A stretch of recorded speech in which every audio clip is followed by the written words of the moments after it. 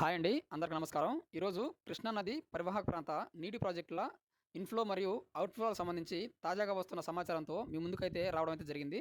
ఈరోజు ఈ వీడియోలో దానికి సంబంధించి పూర్తి సమాచారం అయితే తెలియజేస్తాను.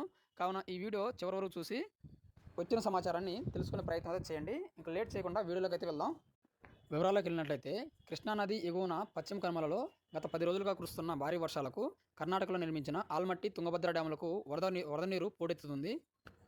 దీంతో శ్రీశైలం ఎగువన ఉన్న ప్రధాన జలాశయాలన్నిటికీ భారీగా వరద నీరు వచ్చి చేరడంతో అవి నిండుకుండలా మారి జలకలను సంతరించుకుంటున్నాయి. దీంతో ఎగువ నుంచి వస్తున్న వరదను దృష్టిలో పెట్టుకొని డ్యాం అధికారులు ఎప్పటికప్పుడు గేట్లను ఎత్తి వచ్చే నీటిని వచ్చినట్లు దిగువకైతే విడుదల చేస్తున్నారు. ఈ నేపథ్యంలో జలాశయాలకి వచ్చే ఇన్ఫ్లో మరియు అవుట్ఫ్లో వివరాలు ఒకసారి చూసినట్లయితే ప్రధానంగా ఆల్మట్టి డ్యాంకి శనివారం సాయంత్రానికి 65,500 క్యూసెక్కుల ఇన్ఫ్లో కాగా 65,000 క్యూసెక్కుల అవుట్ఫ్లోకి అయితే ఉంది. ఈ విడుదల చేసిన ఈ వాటర్ అంతా కూడా నారాయణపూర్ ప్రాజెక్టులోకి అయితే చేరుతుంది. ప్రస్తుతానికి నారాయణపూర్ ప్రాజెక్టులో 65,000 ఇన్ఫ్లో వస్తుండగా 70,000 క్యూసెక్కులని కిందకైతే విడుదల చేస్తున్నారు.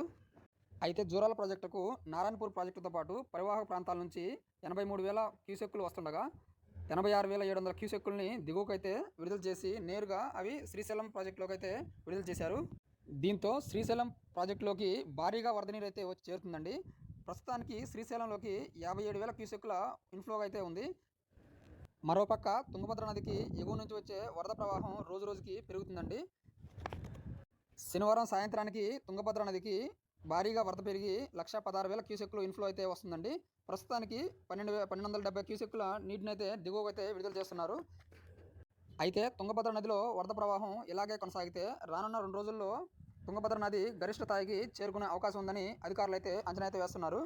అయితే ఎగువ నుంచి వస్తున్న వరదను దృష్టిలో పెట్టుకొని తుంగభద్ర నది నుంచి గేట్లు ఏ క్షణానైనా విడుదల చేస్తామని డ్యాం అధికారులు అయితే హెచ్చరికలు జారీ చేస్తున్నారు.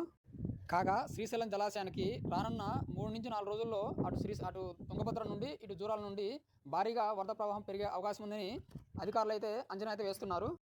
దీన్ని బట్టి చూస్తే శ్రీశైలం జలాశయం ఈ నెలాఖరుకు పూర్తి స్థాయి నీటి మట్టానికి చేరే అవకాశం ఉందని అధికారులు అయితే అంచనా అయితే వేస్తున్నారు. మరోపక్క రానున్న 4 రోజుల్లో తుంగభద్ర నది కర్ణాటక, మహారాష్ట్రలో భారీ వర్షాలు కురిసే అవకాశం ఉందని వాతావరణ శాఖ అధికారులు అయితే అంచనాలు అయితే వేస్తున్నారండి. ఇది ఫ్రెండ్స్ ఇవాల్టి అప్డేటు. ఈ వీడియో మీకు నచ్చినట్లయితే లైక్ చేయండి, కామెంట్ చేయండి.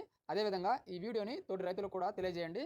ఇలాంటి కొత్త వీడియోల కోసం మన ఈ ఛానల్ని సబ్స్క్రైబ్ చేసి పక్కనే ఉన్న బెల్ ఐకాన్ అయితే